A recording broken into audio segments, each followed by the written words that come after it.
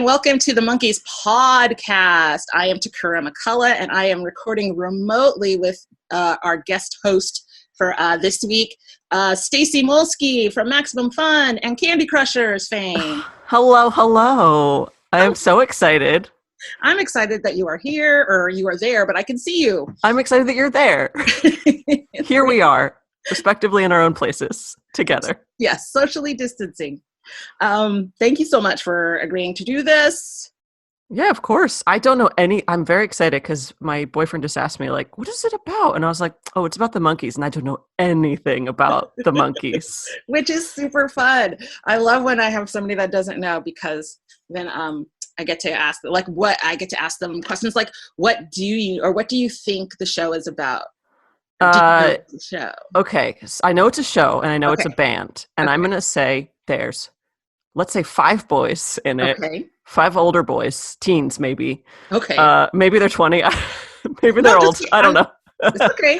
All right. So I'm going to say they just get up to like some shenanigans. And in order to get out of these shenanigans, they're like, but my guitar. And then they play a little ditty. And then everyone's like, these boys are great. Let's not put them in jail or fine them for whatever they've been doing, which is probably loitering. And I'm sure they all have bikes. Also, are they American or English? I don't know. This is going to be exciting. Are the Americans doing English accents, pretending to be English on their show? That would be fun. So many I like that. I would watch that show. That is actually very close. Is it? Especially the shenanigans and the let's not put them in jail part, because we don't want to do that. Nobody ever goes to jail. I mean, they've been in jail, but they always get let out. So the episode that we're going to watch is episode 12. So you've missed like half a season. Oh boy. Oh man. I hope you get caught up, because like the story is so complicated now. So we're going to watch episode 12. This was on November 28th, 1966. It was directed by Bruce Kessler, written by Treva Silverman, produced by Bob Rafelson and Bert Schneider, associate producer Ward Sylvester, a Raybert production.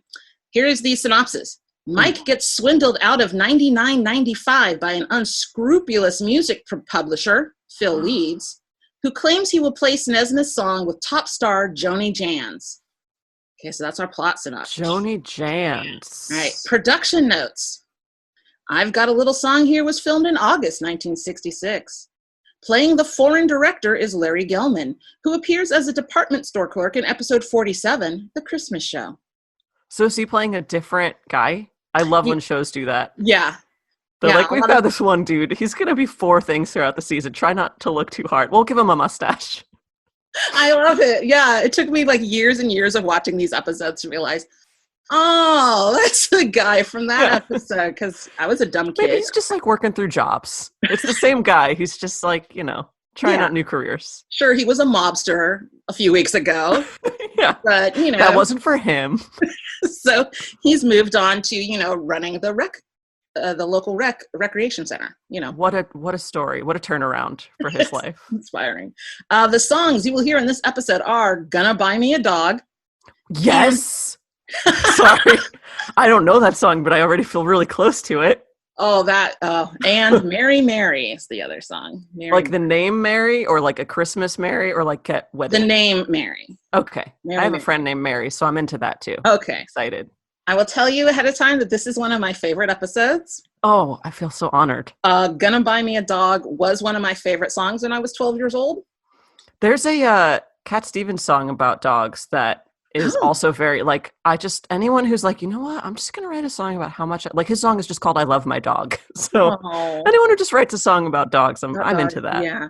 This one was not written by this one was written by Tommy Boyce and Bobby Hart, the songwriters Boyce and Hart.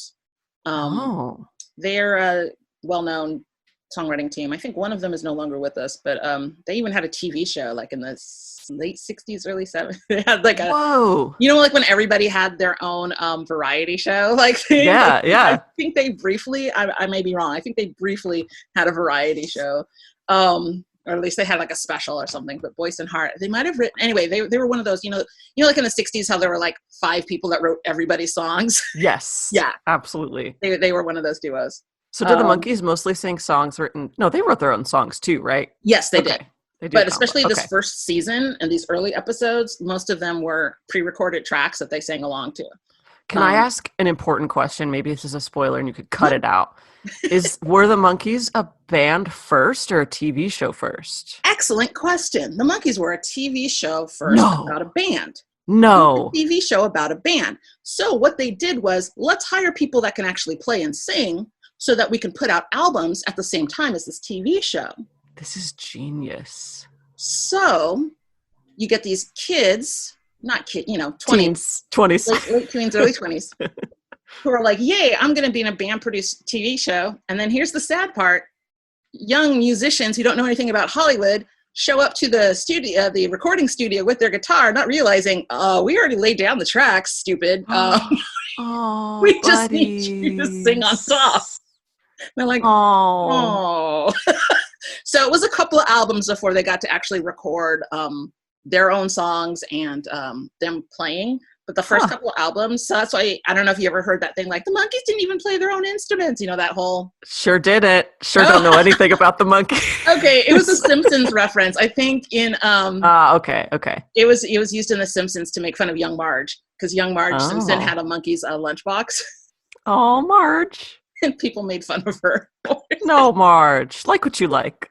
Like, oh, poor Marge. Anyway, so yeah, the rumor was like, they don't even play their own instruments, because for the first two albums, they didn't. Oh, interesting. So, all right, are you ready to watch? This is fascinating. Isn't it? I'm very excited. So, are you ready to watch? I've got a little song here. Yes. Woo! All right. Oh, and I'm so ready. And everybody else, if you would like to watch along, hopefully it's on MeTV. Hopefully it is on DirecTV. Also, you can find them on Sling, or if you want to watch this specific episode, there's a website that I'm not going to mention that will show you things if you look them up that people will put online. So you can maybe watch it there, everybody. All right, so here we go. We're going to watch the episode. See you in a bit, everybody. Bye, bye, bye. Have fun. Bye. We're back. Yay. I love that episode so much. As a person who's only seen one episode, it is my favorite episode. I'm glad. I really enjoyed it. Oh my gosh, I love it so much. Okay, so I took some really bad notes, so I will be trying to read them, and we'll talk about what happened. So we have a cold open this episode, with some harpsichord version of the theme. I don't know why I just noticed this. Oh, interesting. Harpsichord was very in the 60s. And the laugh track really stood out to me this episode. Oh, okay. So many jokes and so many laugh tracks. There were a lot of jokes. But there were jokes that I wasn't really expecting to laugh at as many things that I laughed at. Do you know what I mean? Like, I don't know anything about the show, so I was like, I don't know if I'm going to find it that funny, but I laughed, like, realistically at a lot of things. This is a good one. All right, so we open with the boys playing checkers. That is Mike and Peter. Just FYI, Mike and Peter are playing checkers. And I don't know, does it cut to what the other boys are doing? I don't know. What are they reading? I don't know what they are doing. One was, like, having problems with, like, a newspaper or something. Oh, I think I was trying, or was trying to rip something. Yeah. Oh, that's gonna, okay. So then the mailman comes and like, oh, look, surprise, there's a black guy that's delivering the mail. Hello, 1966. So I just love they like randomly put in like people of color into the episodes. So Mike gets up at the mail. Peter cheats at the checkers when he gets up. And there's a bodybuilding catalog. That's what gets thrown in. Oh, okay. Joke for Peter, and then it knocks him over, and then he can't open it, and then he sets it on fire, and it's just it escalated. Yes, all these bits about. He was upset. Very upset. And then there's an exclusive offer that was, sent to occupant, but Tish. I genuinely laughed at that because I always, every time I get mail, I'm like, why bother? This is clearly not for me. Oh yeah, those go straight in the trash. So that was a joke that like hit hard with me, and I was like, oh, okay, all right. All right, good. Still relevant today. Still relevant. And it's for high class publishing for songwriting. So that launches into a vaudeville bit from Micky and Davy. Yes, which I think is a genuinely funny bit still. I'm very impressed by the cane work. I don't know. Great cane work. The toss, I wouldn't, I didn't know teens could do that. And then Davy catches it. It's so perfect. It is so good. And then Davy's bit where he's doing the piano and then just falls right off the piano. I love a good fall down. That is good stuff. It's just so funny. I've seen it honestly a billion times because I've been watching the show since 1986. Wow. And I still love that bit. It's so good. It is a quality physical comedy. I still haven't been able to figure out if one of them has an American accent or not. And I think is it Micky? Micky no, is not American. Micky. No, Mickey's American. Davy, I think. One of them, every now and then, I'm like, where are you from? He's from Manchester. He is? Okay. All right. Yes. Very good. Was he trying to do an American accent? He wasn't, right? It sounded a little bit like it didn't. Maybe he just didn't have that many lines in this that I paid super close attention to. That's true. He didn't speak. Although, wait, when he was pretending to be when he was pretending to work for MD. Yes, he did. Was he using an American accent in those lines? I think he was. I think it seemed a little bit like he was trying to change his accent. It didn't sound super Manchester to me the whole time. It did. I feel like I would have recognized. Maybe not, though. I'll have to watch it again. You know what? I think he was doing an American accent. I think he was trying to, yeah. I never noticed that before. Oh, and then to wrap up the cold open, Mike says that it's $1 million industry songwriting. And then there's a knock at the door. Mailman is back. Oh, I forgot to tell you, there's 6 cents due on that letter. But Tish, 6 cents. And then we have our opening, our season 1 montage of opening, which I do not like as much as I like the season 2 montage of openings. I'm sorry. I like the start of it. It was like one of those strongman kind of hammers, but one of them just popped up and gave a little bump, and I really liked that. I was in from there. I was like, great opening. I'm sold. This is a delight. It is good. It is good. So then after our opening song montage, we're at the high class waiting room, I guess, the high class publishing waiting room. And there's a little old guy sitting next to Mike. And I love this little old guy. Yeah, me too.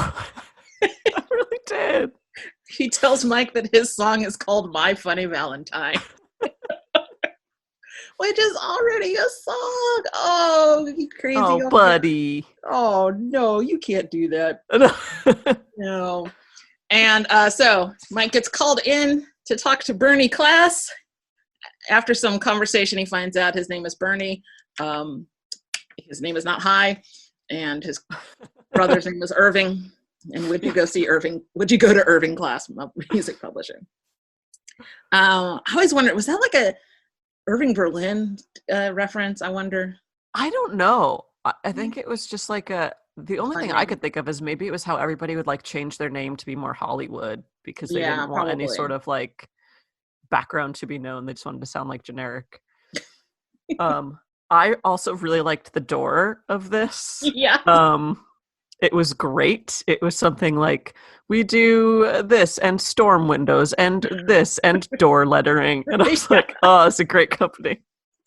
Yes. I that did not click to me as a 12-year-old. That joke. Oh yeah, I'm sure. Yeah. Never landed until a few years ago, and I came back to it and I was like, oh, that's funny. Yeah. And the little the bonanza music that's playing as it goes. Ding ding ding ding ding ding ding. Yep. It was great. Okay, so Mike proposes the song "I'm Gonna Buy Me a Dog."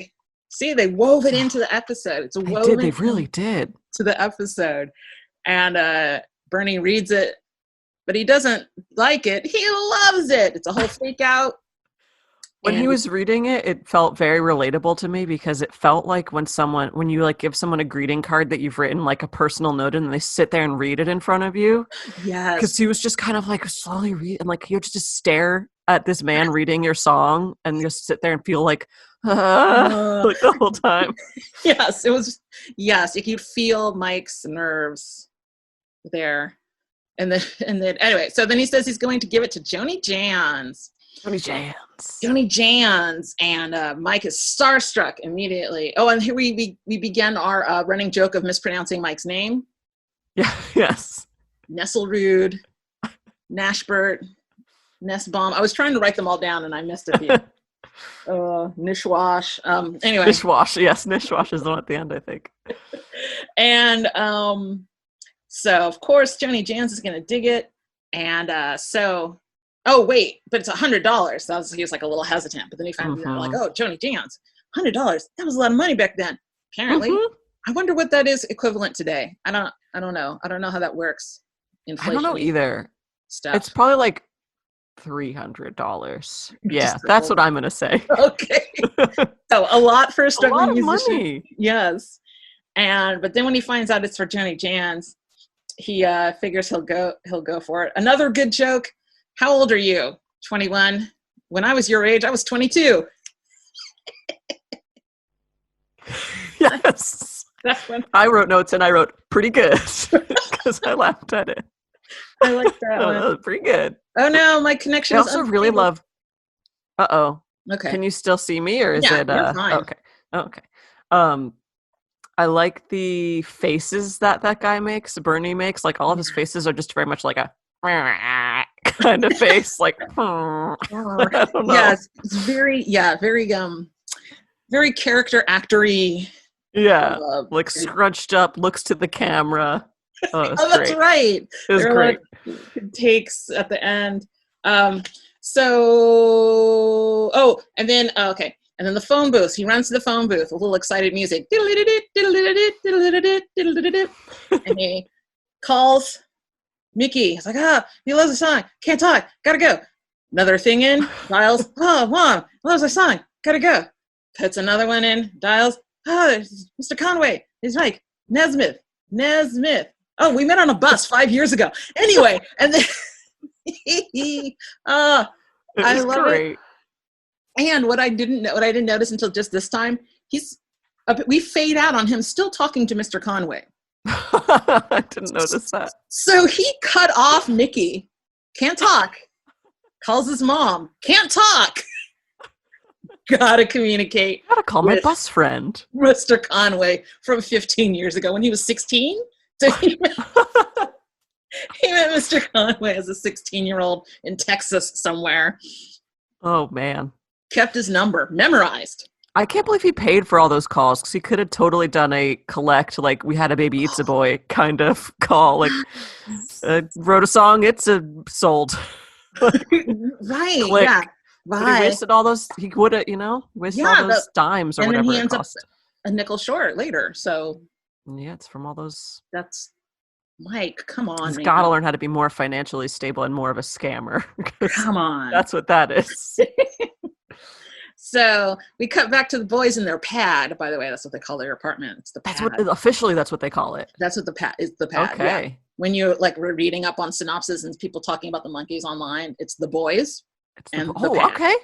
So there were only 4 boys. I thought there was going to be 5 boys. Yeah. There were 4 boys. 4 boys. Yeah. See, it's the even number. It's like the Beatles, Yeah, it is. Yeah. Oh, yeah. I should have connected that. They could have done something different. So they're back with Mike. Oh, you're going to be rich. And then we load into our first romp of the episode with I'm going to buy me a dog. What did you think of this romp, Stacey? I loved I'm going to buy me a dog. Did you see how many dogs they all got to play with? There was like easily 20 to 30 dogs, and they're just outside rolling around. There's little dogs doing tricks. A dog jumps over one of them. Yes. There's puppies. Where'd the puppies come from? But then they don't wind up getting a dog though, which was a little upsetting to me. I understand it's hard. This is a thing I do a lot. I just go to Jacob and I go, Jacob, should we get a dog? And he's like, I don't know.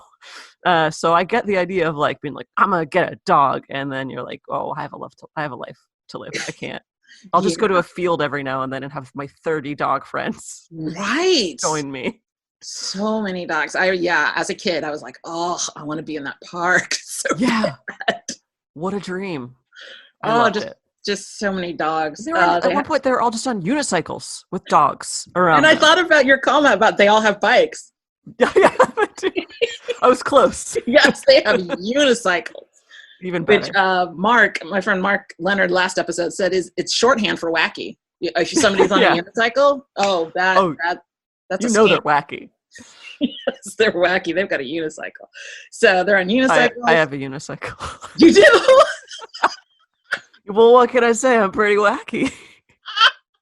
I can't ride it, so I think that's even worse. Aww. I just bought one once because I was like, yeah, I'm going to learn how to do that. And it's in my parents' basement. Oh, now would be a one perfect day, time. When I get a dog, I'm going to get my unicycle. I'm going to do it all. All right. And then you're going to get on your hands and knees. Dog's going to jump over you, right? Yeah. Yes. Let's see. Oh, the milkshakes. They're having milkshakes with dog versions of the boys. I like that. Yeah. They put a wool hat on the one shaggy doggy. And then the dogs drive the car at one point. The boys are in the back of the car. And the dogs are driving. These are talented dogs. Saying they do tricks. I don't even think they put the dog's paws on the steering wheel. They're just sitting in the front seat. Oh boy. I don't know why they didn't bother. And then the dog catcher shows up and they all run out. And then the boys are in the back of the dog catcher. Oh no, the boys got caught. They got caught. Have you ever seen what happened? Okay, that's a staple of cartoons. Where are the dog catchers? I've never ever seen a dog catcher. Never seen a dog catcher. But when I grew up, I was like the highest villain you can be as a dog catcher. Yes. Like that's the worst man in the world catching those dogs. But I guess like theoretically you're trying to help them. But when I was little, I was like, these dogs just want to be free.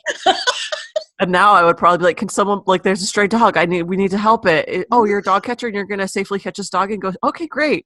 Yeah. But like as a kid, you're like, no. It's animal rescue. That's all it is. They're just animal rescue. That sounds nicer than dog catcher. Right. Just like, I'm here to catch some dog. I'm going to catch and release. Just going out dog catching. Like an Animal Crossing. Net. Yeah. Thwack on a dog. Exactly. Because dog catchers were always trapping our cartoon friends. Mm-hmm. You know,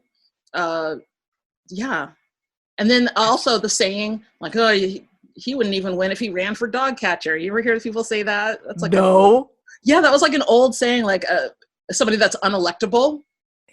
Oh wow. Yeah, like he wouldn't even be elected dog catcher. He wouldn't. Yeah. So like that is like the main villain. Like I didn't know everyone else also viewed it as like. Well, nobody likes that guy. It was like the lowest thing to vote for. Yeah. Yeah, it's just a low status. Okay. Dog catcher. Yeah, villains. You're not likable enough to be a dog catcher. The most unlikable character. And like the Little Rascals. I feel like they were always thwarting dog catchers and the Little Rascals for some reason.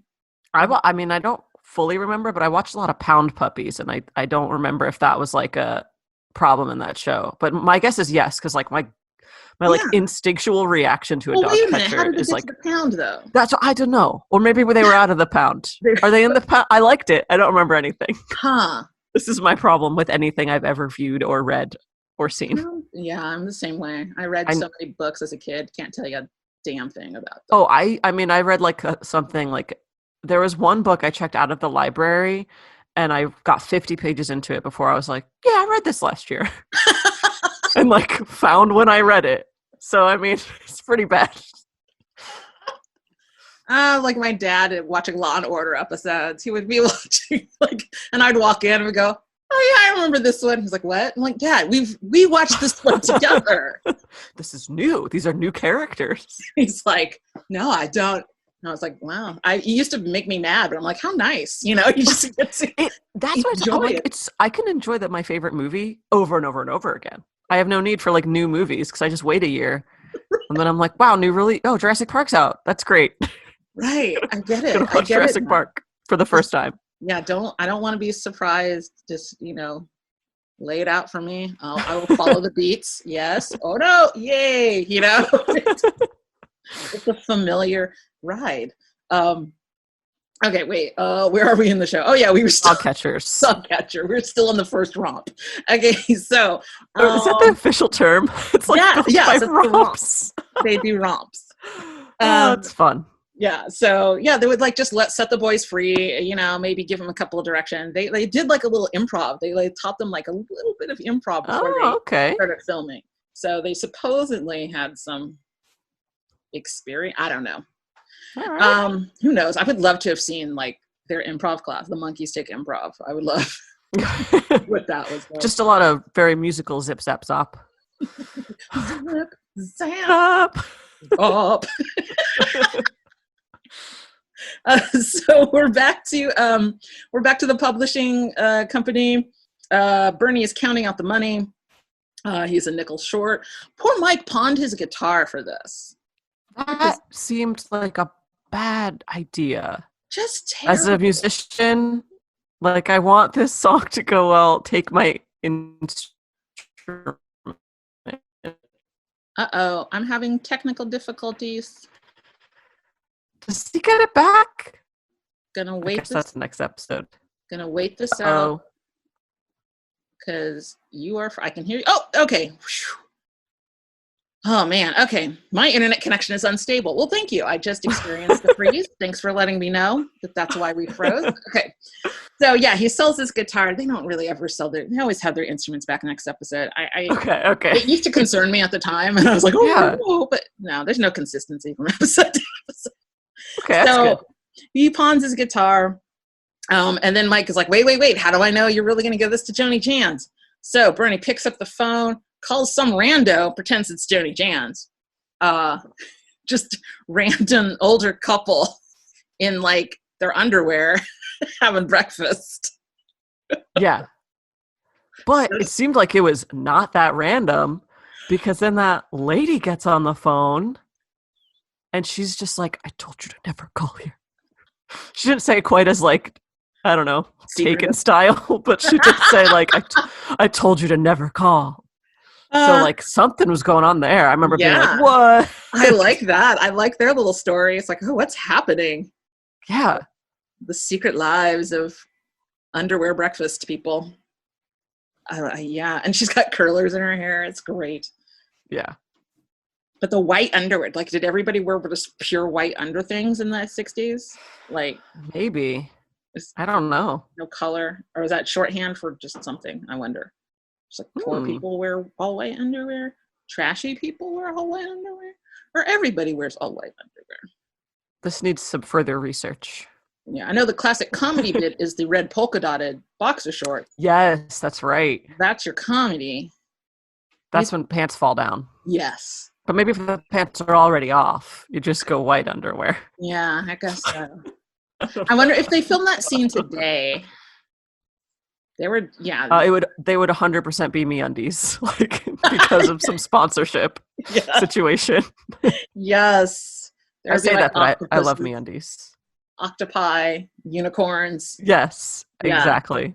There would be some flashy underwear.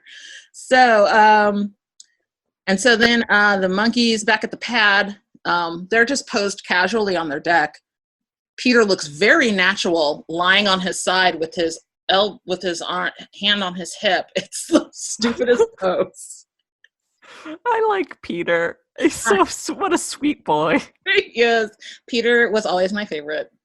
I think Mike is like I very quickly decided Mike was my favorite, and I was like, I think Mike's probably supposed to be the favorite, right? Like, but I don't know. Or do they? Oh no. They're aiming this. Okay, this was aimed at like 12-year-old girls, which is why it hit me even 20 years later. Just connected with me. Okay. So Davy is your heartthrob. Davy is your heartthrob. Is it just? Well, I mean, he was the British one, so that's fair. And he's that gives him a leg up. Oh, okay. And he's the cutie. That's your heartthrob. I liked Mike and Peter the best. Me too. Micky, I was like, Micky seems like a lot to be around. Micky seems like a lot. I'm sure he's very nice. That is still true today. I think Micky still seems like a lot. Yeah. That's very apt. So yeah, I like when I was watching when I was a little girl, like I was probably like 8 or something. I would see it on reruns, and I was like, "Oh, Davey's the cute one," and it just like I got it. Yeah. Then as a 12-year-old, I was like, "Oh no, Peter's the one for me. He's sweet, he's dumb. He is a sweet little dum-dum. And then as I grew up, I was like, "Oh, but Mike is smart. He's the sarcastic one. He'll probably hurt my feelings at some point, but I'd love him anyway." In this one, I was just immediately like, oh, he's the one everyone's supposed to like, right? But I guess that's not. That's crazy. I liked him the most because I was like, oh, little Mike. Yeah. Hat in his dreams. We get to see a sad Mike, which we don't get to see very often. I'll let you know. I found that very also relatable. Sad Mike, yes. Okay, so before we get to sad Mike, we have the monkey men are born. They're gonna go save Mike because they found out that he gave the guy $100 and the monkey man, but Pete can't fly, so the monkey man away, and they all jump off the thing. And those cute monkey men outfits, which fans, if you go to like a monkey convention, you will see fans in the monkey men. So that's a recurring thing then. That's like, I think it's only in 2 episodes. Okay. I think I love their cosplay though. They'll find like the one thing. As a kid, I thought it was like, oh, that's its own series. I'm sure there's a Monkey Man cartoon somewhere that I'm missing. No. Oh, You idiot. It's only in 2 episodes. But I was convinced, yes, I want to watch Monkey Man. So they show up to be piano repair guys to go bust in on High Class Publishing and figure out what's going on. We get a bit of Pete's the Dummy, which he doesn't show up on time. Yeah, because he can't fly, you jerks. Why are you mad at Pete? Why are you leaving him behind? You left him. So he shows up all with tree limbs and foliage all up in him. And they're like, oh, Pete, go change, Pete. Come on, we're dressed as the repair dudes. And then he was like wearing glasses, and they were like, no, Pete. You can't wear glasses, buddy. And like, just take him off. Like, I think that, right? Did they give him back? I don't think they gave him back. They just took him away. It's like, why are you so mad? Ugh, Pete, your why? eyesight, come on. Jeez. Contacts today, Pete. Contacts. So they go in as the repairman, and Micky puts on another accent. Micky is your impressionist. Yes. I think he's on your second impression of the episode already. And they're going to repair they're going to tune the piano. Thank you, piano. Tune the piano. And he's like, 3 of them. Well, he does the black keys, he does the white keys, and I do the cracks. So stupid. So they go over, and then yet another joke. What do you think? Pete's hitting the keys, and I think it's a little sharp. Oh, Pete's actually going to tune the piano. That's what he's there for. He's a piano tuner. So good. So then Mike somehow finds his way on set to find Joni Jans. Yeah, I wrote down how. Like, how did that happen? How is he there talking to her? I know. That's what I wrote. Mike is on set? There's no security at all. And then later we get to see why he could get on, because security is crap at this studio, apparently. Yeah. So Mike finds his way on set to stare at Joni Jans for a while. We cut back to High Class Music, where Bernie is recording. What is that? Is that like a dictaphone? What is that thing he's talking into? I think that might be what that is. Yeah, so I don't know. Yeah. It looks like, you know what it looks like? It looks like one of those thermometers, those forehead thermometer things that people use now. Yeah, yes. That's what it looked like. And so he's recording a letter about accepting somebody's song, and then he says, make 500 copies, and they're like, oh, that's it. Oh, this guy, he's crooked. Yeah, he's a sloppy scam artist. Sloppy. You don't say that in front of witnesses. Well, they're just trying to tune the piano. He didn't know they were listening. 3 guys. That's true. Tuning a piano. He fooled them. They fooled him, I mean. They fooled him good. Totally fooled him. So, and then we cut to Joni Jans. This is a bit that I did not get as a kid. The whole Joni Jans character, meant nothing to me. But saying, well, oh, it's one of the little people. Yeah. I love Joni Jan, but she kind of looks like Anne Margaret with that red hair. I don't think I know what Anne Margaret looks like. I'm gonna Google her. She was a redhead that was in the Elvis movies. Oh, I've never seen an Elvis movie. Oh, okay. So that could be why. Anyway, she's kind of got an Anne Margaret thing going on. So Mike's like, oh, thank you for doing my song. And she's like, I don't know what you're talking about, basically. And the movie that she's doing is, what I wrote it down, Wolf Girl Meets the Vampire in the Old West. Yeah. Which I would check out. I would see that movie. Oh, it sounds great. In a second. And then the producer comes over, and it's really gross, their conversation between the producer and Joni Jance. Mm-hmm. What is it that's so gross about it? I don't remember what was said. Was it how they were saying? I think also just the like look of the guy helped. He hunched over. Yeah. And sickly sweet. Oh, baby, we're going to do the next scene. It was really gross. Yeah. And I guess is that what people thought Hollywood was? Or is that what Hollywood kind of was?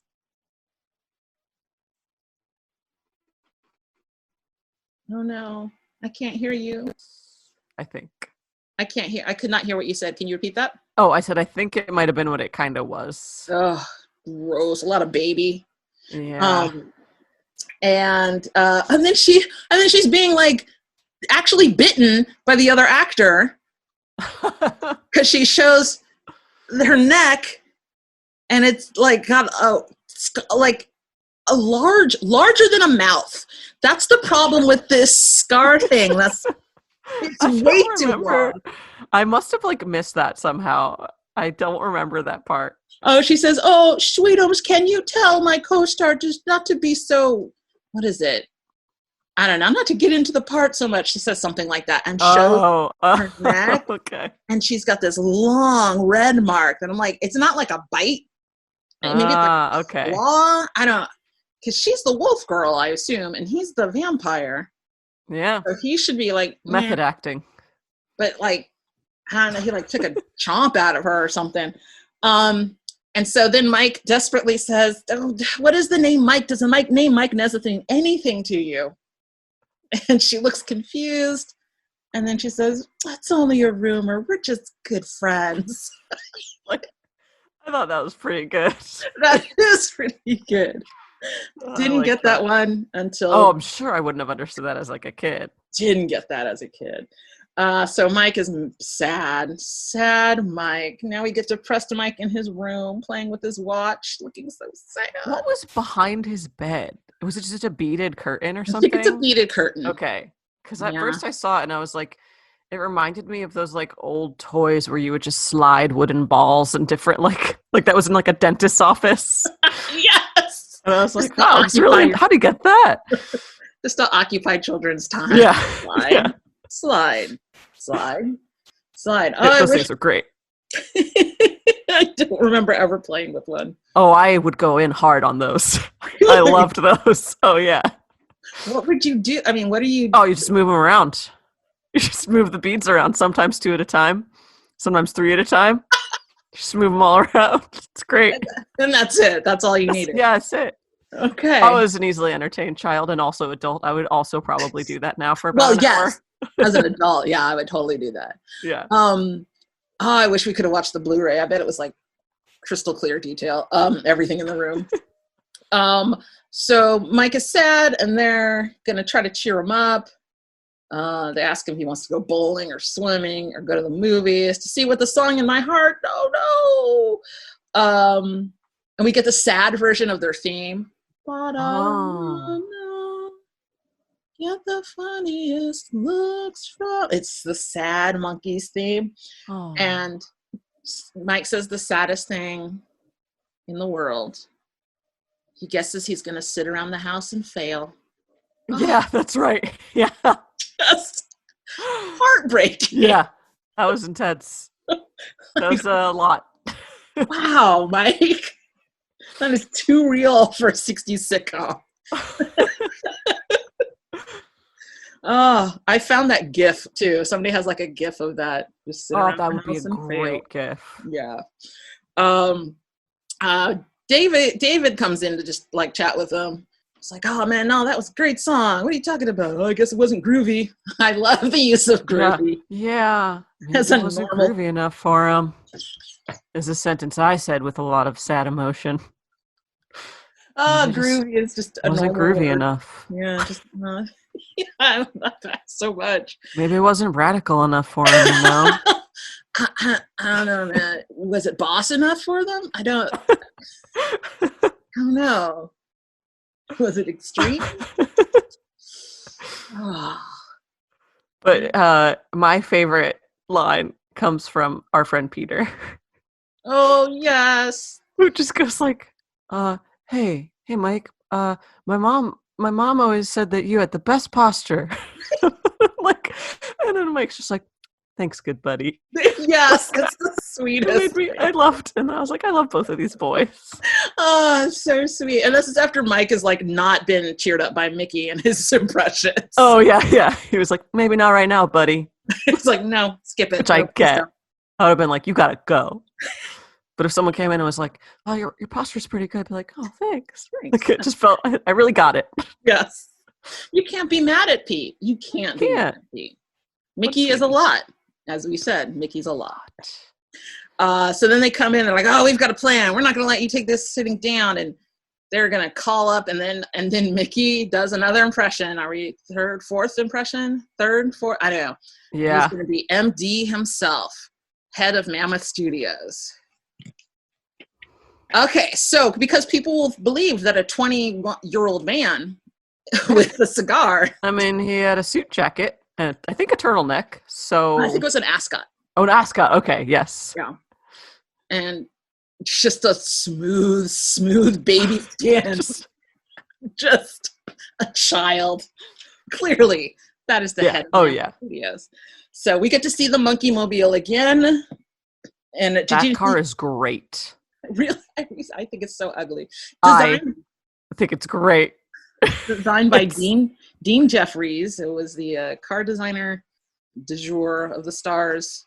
He designed, cool. Oh no, I don't remember the other famous car he designed. Oh man. Was it the one in the movie where the car talks? Nope, that was just a bug, wasn't it? Yes. Okay. The love bug. His first famous car I could think of, Knight Rider. Was that a car or a motorcycle? That was a car, and that was many years later. What was the famous car from the 60s that Dean Jeffries? The Batmobile. Oh, that is okay. Yep, should have done with that first.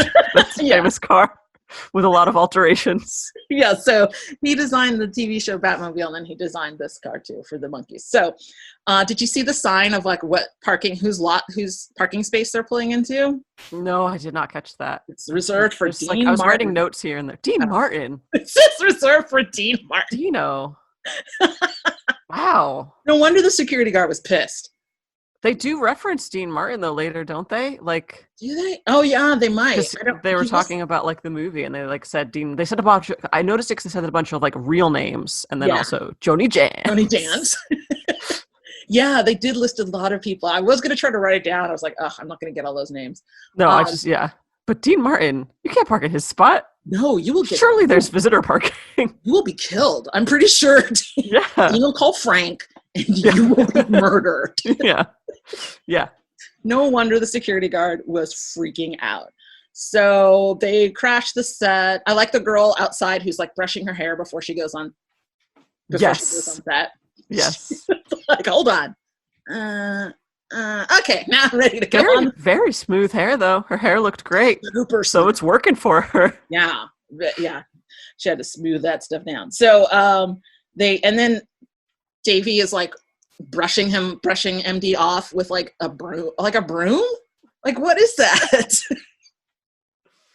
Yeah. Part of a broom. You should have a brush. It shouldn't be a broom. Yeah, no. They're kids. What do they know? I said they're kids. What do they know? Gonna leave straw bits all over him and stuff. So yeah, Mickey's got sunglasses, a cigar, and an ascot, and some new ridiculous accent. And there's a lot of goofy bits. Oh, and Peter's taking notes. There's a lot of goofy bits of him crashing the set again. I did not write any of these down. Yeah, neither did I. You guys get the picture. You know, something that's always bothered me, and holy moly, listeners, please explain this to me. At some point, Peter holds up his notepad and shows the camera what he's been doing. Yeah, what was that? I don't know what that is. It looks like a half circle with two like scoops, like somebody's taking 2 bites of a cookie.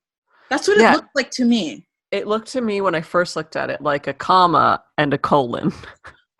But I that's gotta be like a secret code thing for fans, right? Like a fun thing where they were like, what if we just put in a secret little image every like, I don't know. Is it in every episode? Does he do something like that in every episode? Oh, okay. No, this is something that has bothered me for, how many years has it been now? Yeah.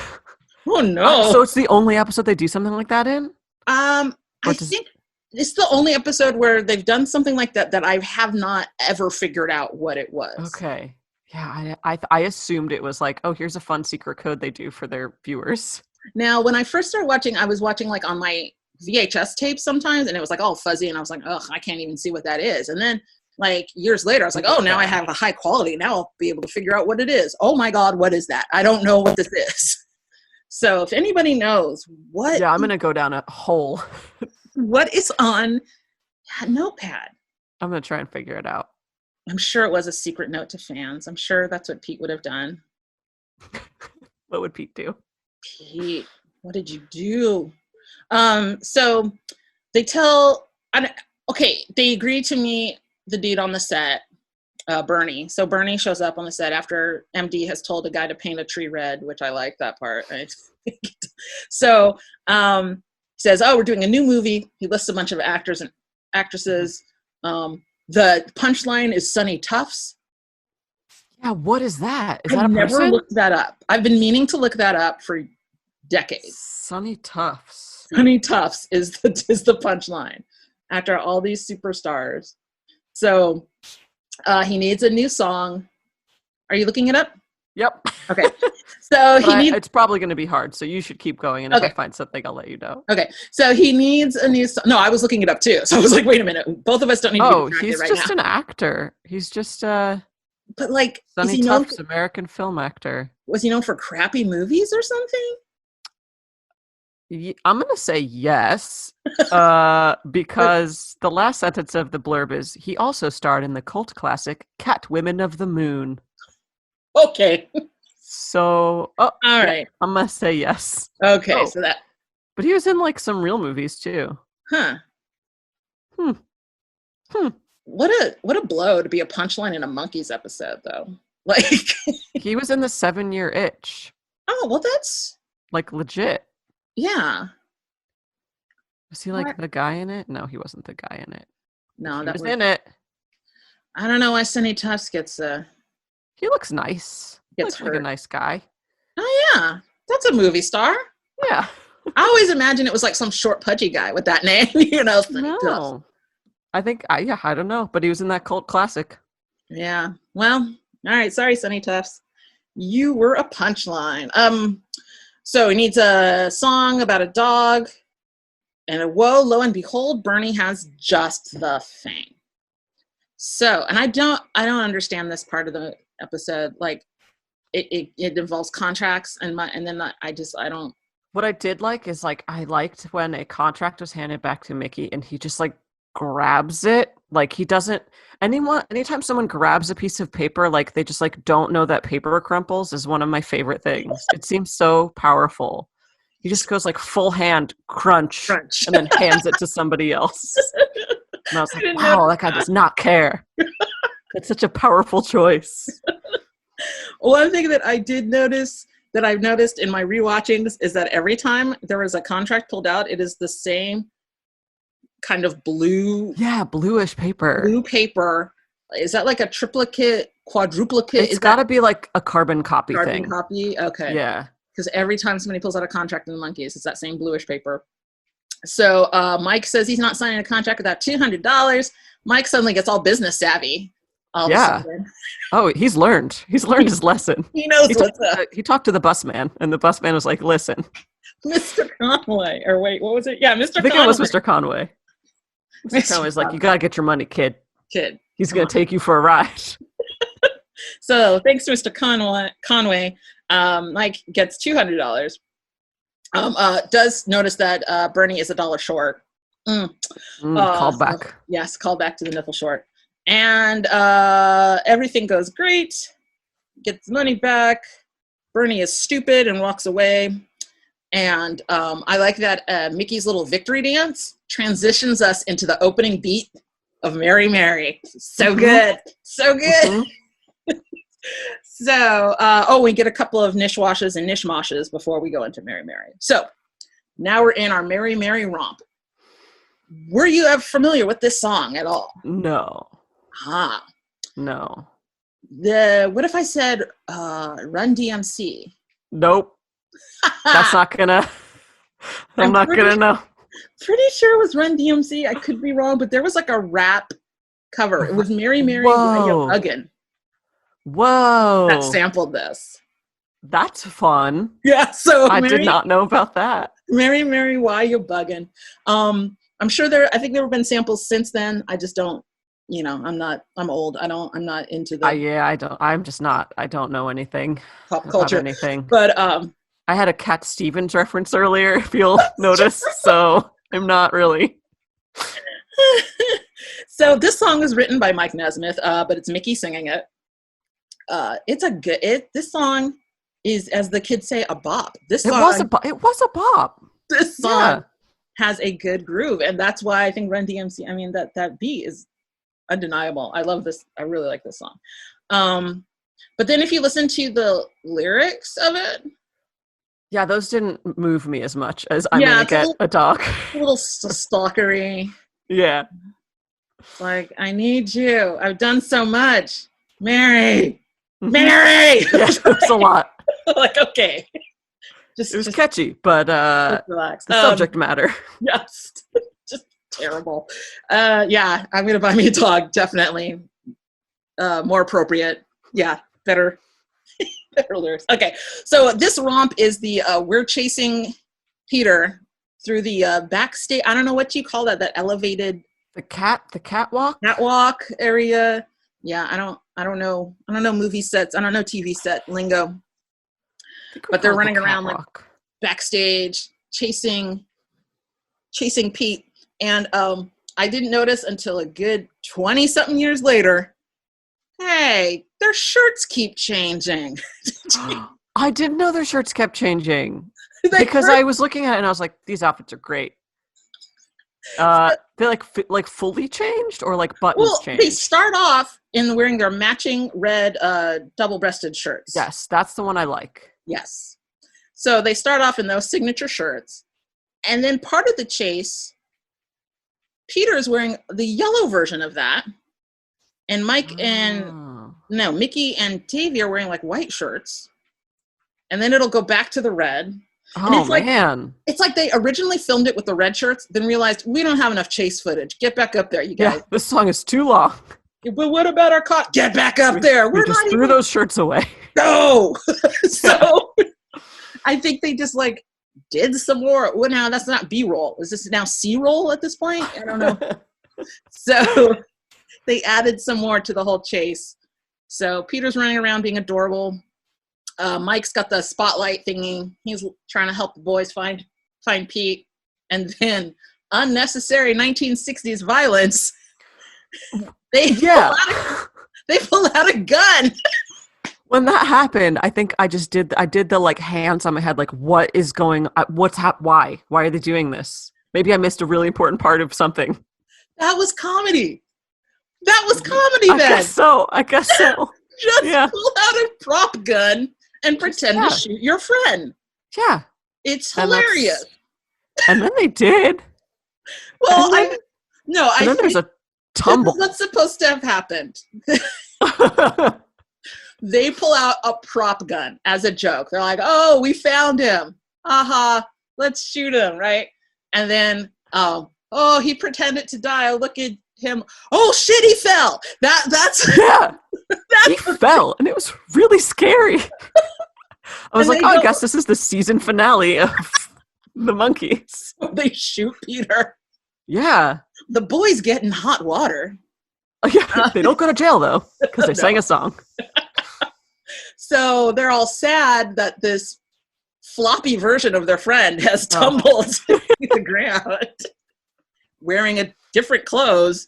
And then, here comes Pete with another dummy to dump on top of the other dummy. And they're like, oh, Pete. Oh, Pete. Oh, you got us. Oh, boy. We all learned an important lesson about props today. Can't point them at a person. Oh, my God. So that's the thing that keeps blowing my mind about these episodes, is just guns are just no big deal. Wow. Because, like, it's crazy. So, and I think that's it, right? And we have our button. I did. Oh, is that? Go ahead. Oh, no, go ahead.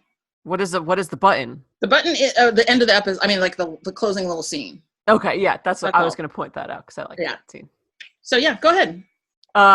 It's just Mike goes back to where that old man lives, I guess, or is, and somehow he knows this, and he's just like, we both got taken, and I think you deserve some of this. So we gave him, I don't know if we gave him all the money or half the money that he made, and if you hear my song, let me know, right? Is that what he did? Yes, yeah. Something like, if you hear my song on the radio, let me know. And Mike was like, what song is that? And he's like, I'm going to get a dog. Yay! That crazy and then Mike doesn't say anything. He's just like, no, okay. Right, old man. They don't argue. Like, he went and gave that man money. And I was like, this is so nice. Yes. What a nice boy. They are good boys. Good boys. They are good boys.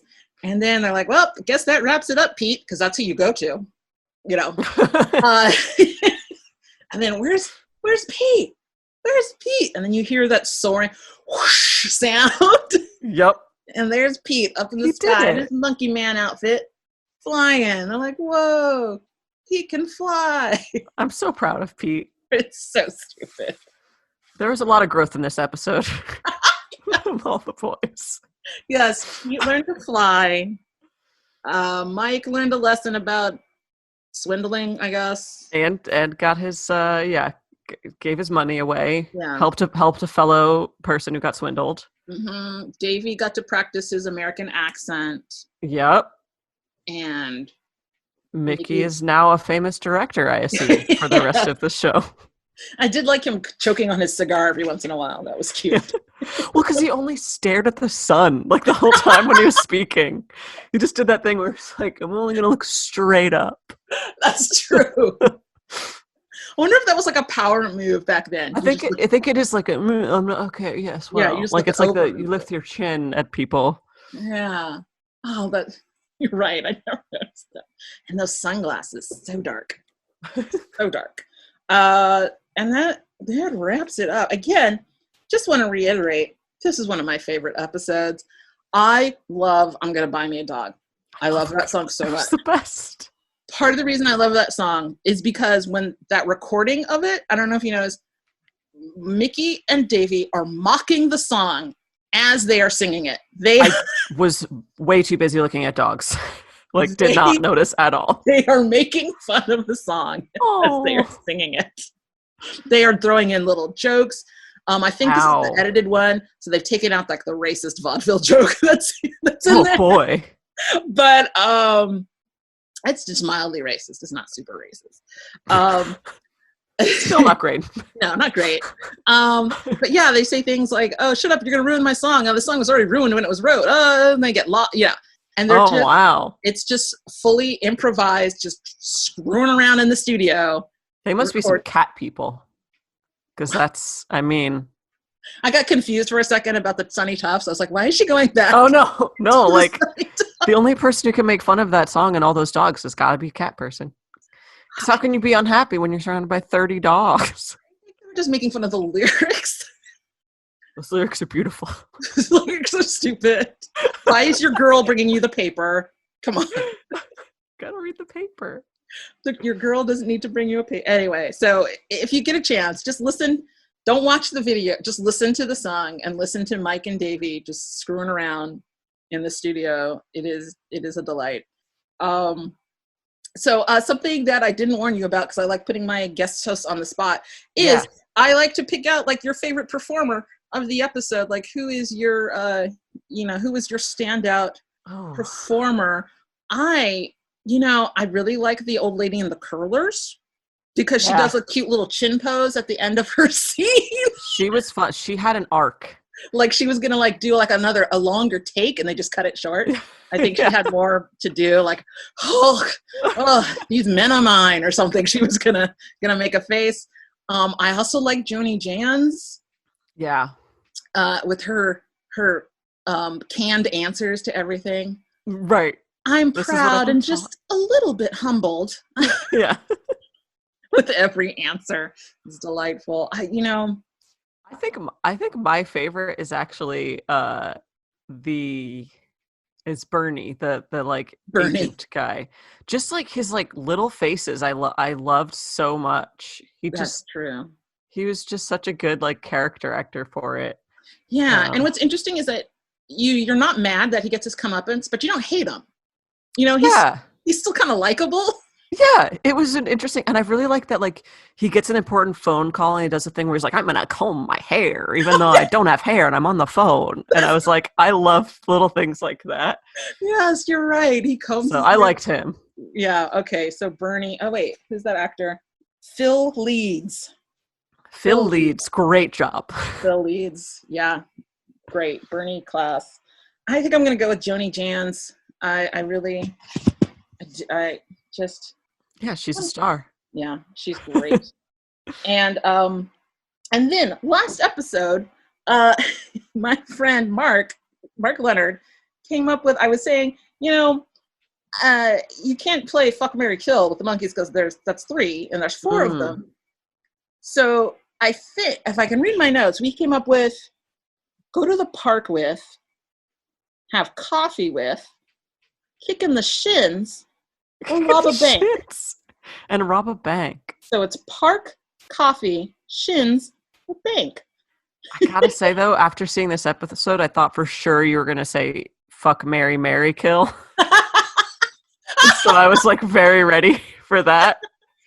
Oh my gosh. I wish I thought of that. Fuck, marry, marry, kill. Very applicable to this episode. But okay, so go to the park with. Yeah. Have coffee with, kick in the shins, and rob a bank. Yeah. Okay. I want to have coffee with Mike. Okay. I want to go to the park with Peter, because I think he would just find a lot of the same things joyous as me, and we would stare at like a caterpillar for an hour. Yes, I can see that.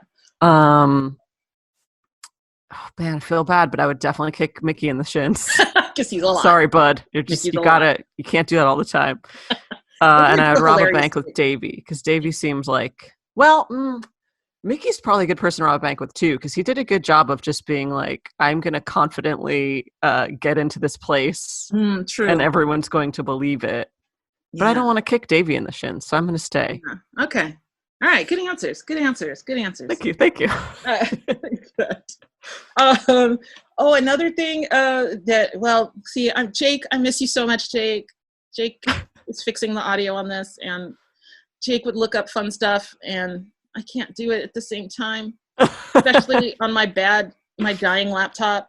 People don't know that my laptop like shut down itself in between. Oh yeah, it had to restart. I had to restart, but we'll go on IMDb and see if there's like fun facts for the episode. What was this one called? Oh, I've got a little song here. Is that a line from a song or a movie? Probably. It's probably like a Dean Martin thing. It's like the third reference to Dean Martin, probably. Because he had a show, right? He had like a... Oh, yeah. Yeah, he sure did. Yeah. All right, so this episode has an 8.6 out of 10 rating on IMDb. So people like this episode. I don't know what the average is, Yeah. but and my computer is. You know what's fun is when I opened up my laptop after having it closed for about 2 weeks. The little uh-oh. Ah. Oh, I'm here. I'm just reading. If you can't Okay. see me. Okay. The little pressy thing, the little button, the little touchpaddy, and then also Oh yeah. selecty thing. It's like stuck in one. It's like slanted now. Oh One no. side is just like no. forced in. You clicked too much. So I can't tell if I've clicked something or not because it doesn't move anymore. I think I have this IMDb up. Okay. Goofs. Oh yeah. One of the goofs was something you mentioned. You picked out the goof. Oh, the shirts? Yeah. Yes. All 4 begin wearing red shirts, then Peter has a yellow shirt, while the others have white shirts, and then finally all 4 of them at the conclusion of the bit are wearing red shirts again. Oh yeah. Ooh, alternate versions. Ooh, what's the alternate? This episode's first repeat showing on June 26, 1967 featured the song For Pete's Sake, while CBS and ABC Saturday morning repeats used the song Steam Engine. Oh. Wait, so like that Mary Mary song, does that just get replaced? Like, do they just replace it with another song that they feel like playing? Yeah, because they're trying to sell albums, baby. Wow. That's fascinating. Yeah. So I think it's totally interchangeable romps. I think on the Blu-ray it has some of those alternate dealies, but I want to listen to For Pete's Sake. I want Pete to have his moment. I guess he did, but he got shot. Well, that was the closing credit song in the second season. Oh, okay. So, and I think that might have been the version that I remember seeing, actually, for Pete. So, yeah, that's the version. I don't remember Mary Mary being that. Oh, interesting. So, yeah, I think I saw that version. And it only has one quote that it thinks is worthwhile. And frankly, I mean, it's good, but it's not my favorite quote. Yeah, the white keys and I do the cracks. Yeah. And then Davey says it's a very tough union, which I don't remember. Yes, he does. That is cute. What's the connection to Fine? Oh, I see. There's a poster. Yeah, that's always in their apartment. They say, oh, it references Fine Feathers, the movie, because that's a poster inside their apartment. It's like on every episode. So that's a dumb reference. Okay. Oh, that's right. That guy's name is Davy Jones. Yes. Okay, I knew that. Oh, you did? Well, I knew that because of David Bowie. Yes, that's why you changed his name. Davy Jones. Now I'm just learning about the monkeys. Oh, okay. Sorry. I'm still trying to find, let's see. It says spoofs Superman. Like, duh. Okay. Oh, yeah, Micky also makes a speeding bullet joke at the end when Pete's flying. He's like, speeding bullet is faster than that, which is kind of cute. I'm shocked that that's the only quote they have. Yeah. I mean, we highlighted the other good quotes, I think. So. Well, oh no, there's more. Oh, there's 14. Mine doesn't. You know what? Maybe it's because I'm on my phone. Yeah. They do this looks like a job for, and the fact that they do they hear no evil, see no evil, speak no evil to change into the Monkey Man, which yeah, okay. There's a lot more of all of these. Yeah. I was only looking at the first one. Sorry. Nishwash, and then Peter corrects him as Nesmith. That was really dumb. Oh, there's the Micky quote, spilling boats much faster than that. Mishmash. No, he says anyway. Oh yeah, a lot of the Micky bits for having things ghost written. Oh, I do like this Bernie class quote. Joni Jans, in my opinion, is the finest living or dead singer alive today. I didn't catch that. Yeah, I really like him. I like that guy a lot. When I was your age, I was 22. He's so good. He's great. Oh, and then Joni Jan's calling Mike little person. Their little person. Yes, I really liked that too. Yeah, I think, it goes to Joni Jan's is my MVP of this episode. Little person. All right, so were the monkeys all that you expected and more? Yeah, honestly, I really didn't expect to genuinely laugh at stuff because I don't really know anything about it. Yeah. And I was like, I don't know. I don't know what it's going to be like, but I really laughed at a lot of things. It's good stuff. I enjoyed the fashion. Oh, yes. Great Great dogs, top-notch dogs in this one. Yes. But I really liked it. I am glad to have watched an episode. Yay. So thank you. Oh, it was my pleasure. I love sharing this stuff with people, especially new people. People have never seen it before. It is a joy. So I'm going to wrap this up. How can people find you and enjoy Candy Crushers and just enjoy all that is Stacey? Oh, I am at Stacey Molski on every platform. And then Candy Crushers is at We Crush Candy because, as you know, the game Candy Crushers has all of those handles taken. That's why we named it that. I thought it was like, yeah, but so we're We Crush Candy on like Twitter and Instagram. We haven't done it in a while because we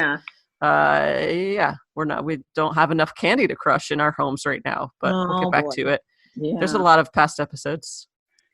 It's nonsense. It's silly and I love it. I was going to say something. Don't remember what it was. All right. So thank you, Stacey. I'm going to say you've been listening to the Monkeys podcast. You guys know that. But please subscribe, leave a rating and review on Apple Podcasts. Please, you there who is listening, I see you. Leave a review. Yeah, I know you listen. Maybe you gave it like a little star thing. Great. But you need to actually leave a review. Please leave a review. And then I'll read it and I'll be nice to you forever. I might, forever. I'll be nice to you forever. Forever, guys. That's a good deal. So you can find us on all social media at Monkeys Podcast. Remember, that's podcast with the AW. Support the show by getting official podcast merch at dragonwagonshop.com. I'm going to thank Jake Lloyd for taking this low-tech audio, and making it sound good. Thank you, Jake. And that's going to do it for this episode. Thanks for tuning in, everybody. Thank you. Say goodbye. Bye. I'm Coy Jandro. I am a comic book aficionado, expert, and overreader, and I am doing a show called Coycast, where I am talking about everything from all the publishers. That's right, Marvel, DC, Image, Boom, IDW, every single comic you like, I am probably reading, and I want to talk about it with you. And then we'll talk about how it translates to movies, TV, film. We will cover everything from page to screen, from screen to page. We will loop it all back, and I'm going to give pull lists every single week, what books you should be reading and what books influence the very movies and TV shows you're enjoying. So check out Coycast.com and listen to Coycast wherever podcasts are found.